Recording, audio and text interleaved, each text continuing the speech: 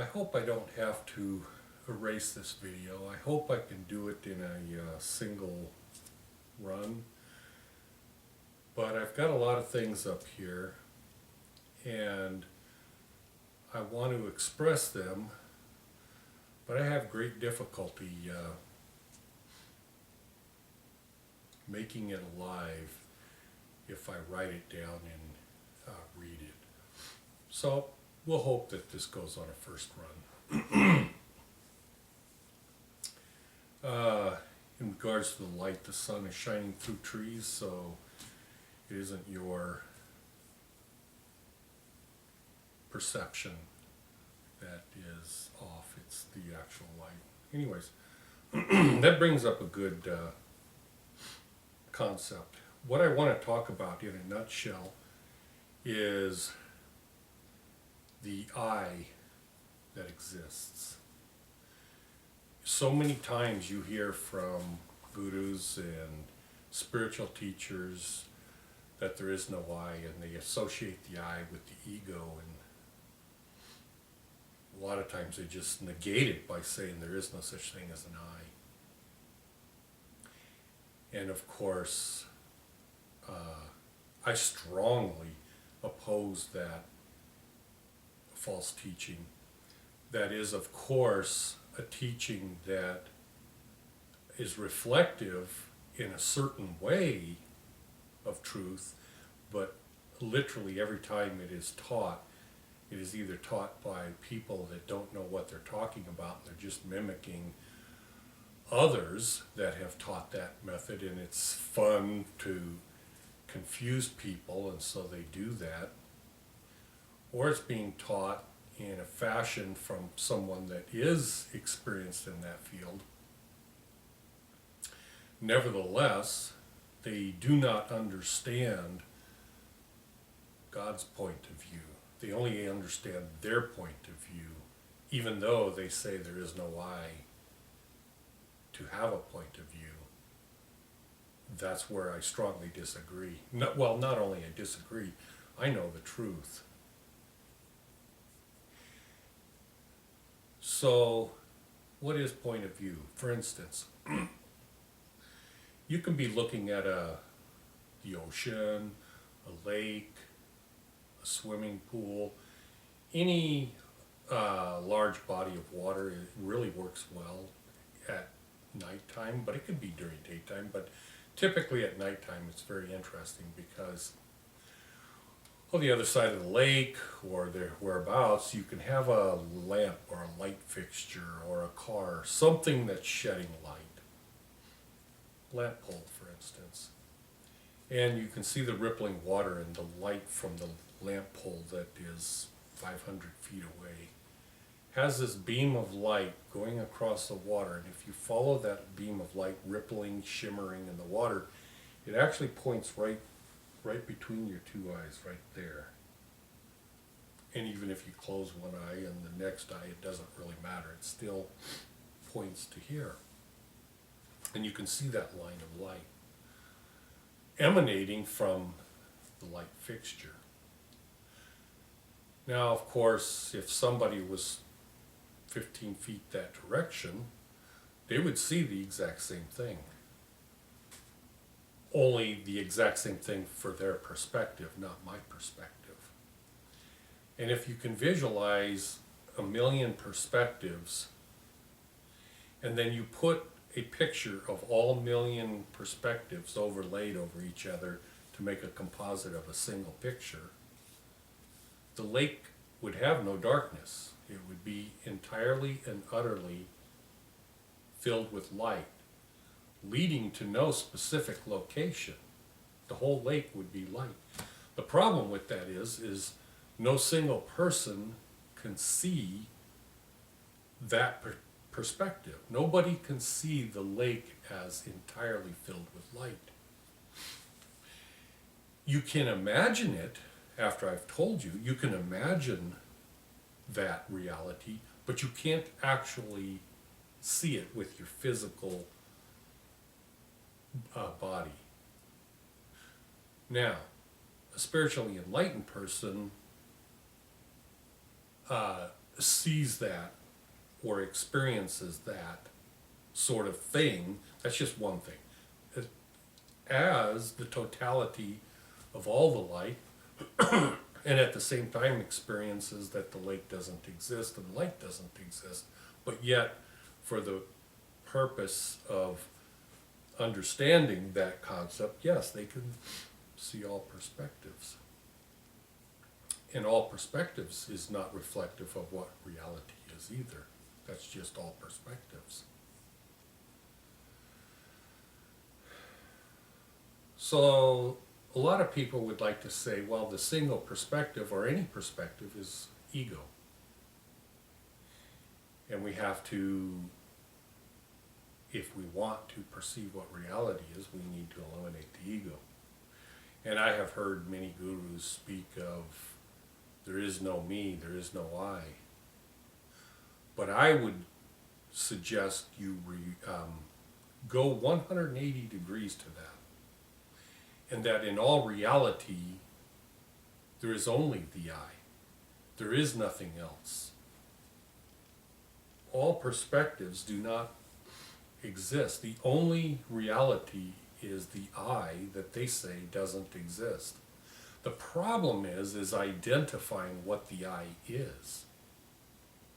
So, as you are a single person prospectively looking at that light across the lake rippling toward you, you could say, well, that is my perspective of reality.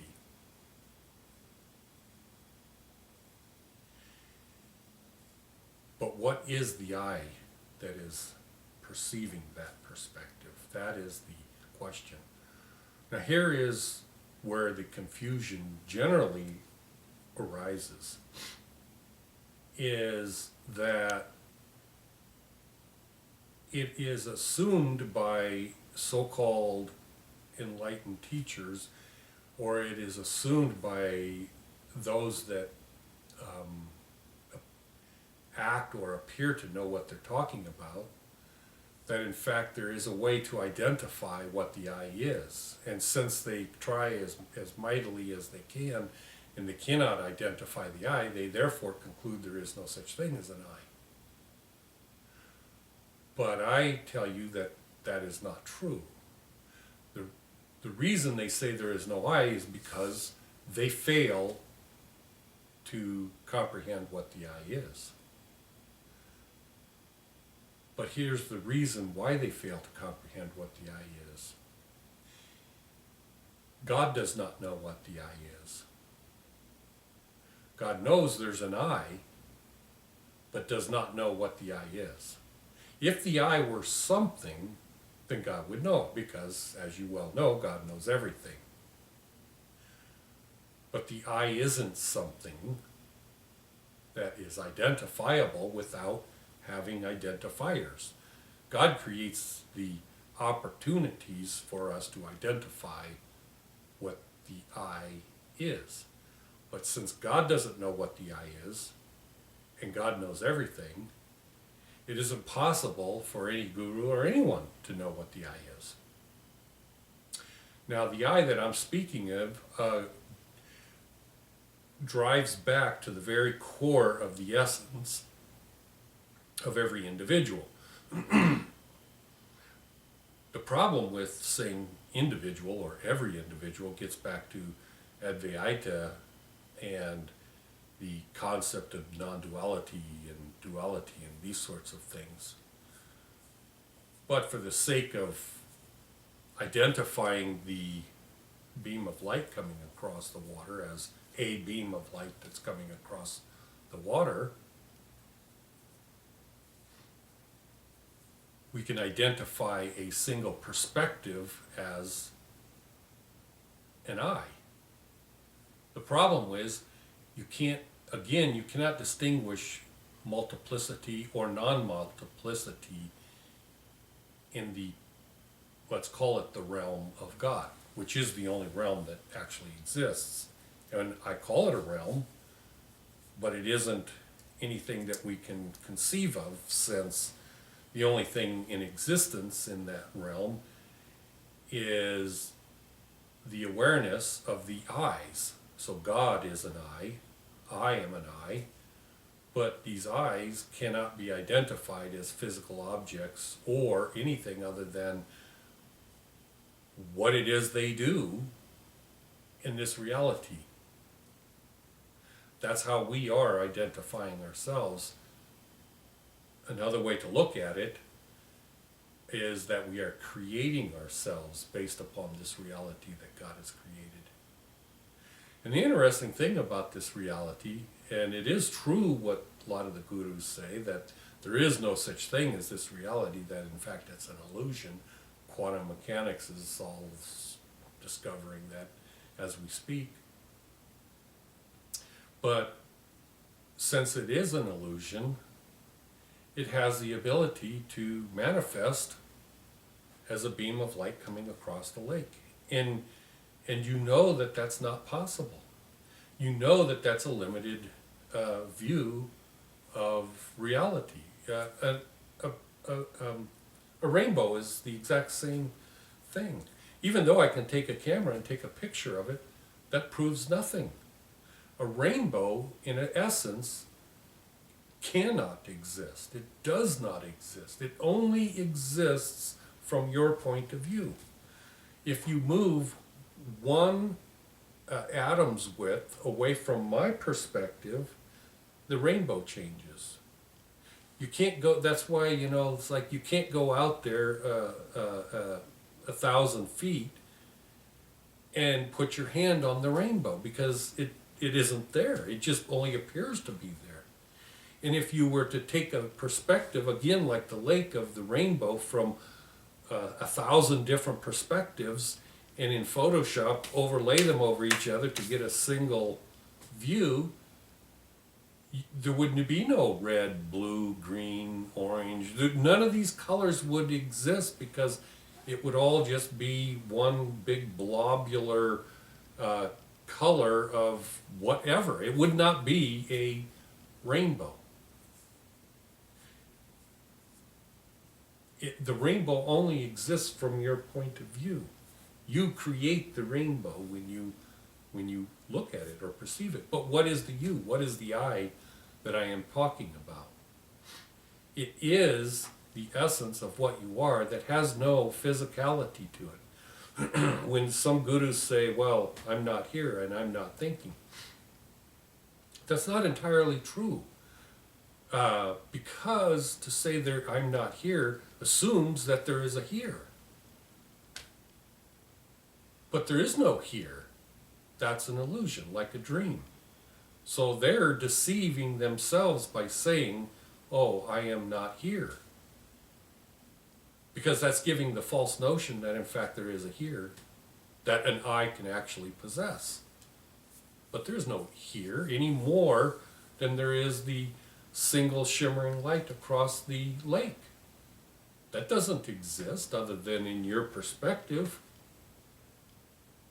And to say, well, I am not here, well, yeah, that's kind of like telling the truth, because since there is no here, how can an I be here?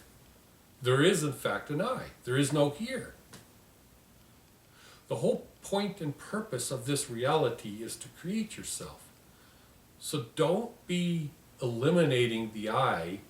Rather, realize that rainbows exist for our benefit. God created the rainbows. God created your reality, your universe, for you to perceive as the way it is. And then we get to choose, because there is a we, there is an I, that is experiencing through the body of God single perspectives of reality. That's why it's so difficult for you, me, and everyone else to comprehend people that seemingly are insane, great spiritual people, whatever the case may be, and they're doing this or they're doing that, and things that you just can't possibly believe. You can understand it, but you just can't believe it. It's like, why is a witch doing what a witch is doing? It doesn't make sense to me. Why is this? Why is that? Why is this? Why is that? but they are experiencing reality from their single point of view, and they're acting on what they perceive to be real.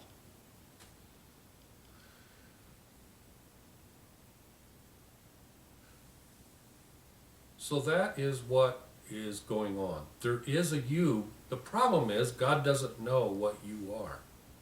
So if God doesn't know and God knows everything, you can't know. And people get to the point and realize through some sort of an enlightenment, they realize, oh, I can't know what I am, therefore I don't exist. And that's just jumping to conclusions.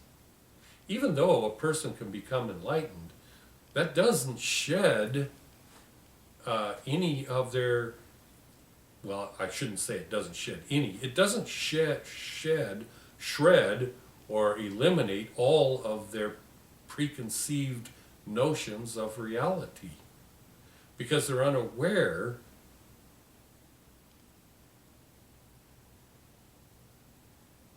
because God doesn't manifest the true. Well, there is no true.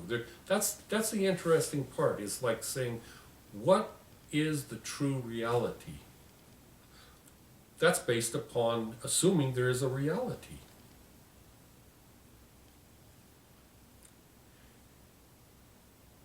And that reality dissolves upon enlightenment, but even though it dissolves, you can realize the dissolving of reality, but at the same time, you're stuck with having to get up and go eat something, or something's uncomfortable, or a bug is biting you. Whatever the case may be, regardless of how enlightened you are, you still have to deal with this reality. So to say, you signed a contract to exist here until the heart stops beating. So, you are enmeshed with your awareness overlaying the human body awareness, and they're both existing at the same time. In other words, if you stop breathing, you could say, for instance, the I that I'm referring to could say to this physical body, okay, stop breathing, okay. And then at some point along the line, I go, damn, I can't maintain this not breathing, because the body is going to take over. I could even pass out from hypoxia, but I'm going to come to. I'm going to wake up. The body is, when I say I, not the I I'm referring to, because the I I'm referring to isn't born, it doesn't die, it's eternal. But the physical body will recover from the obstinance of the I that says to stop breathing. And then I'm awakened back into this reality that I have to contend with.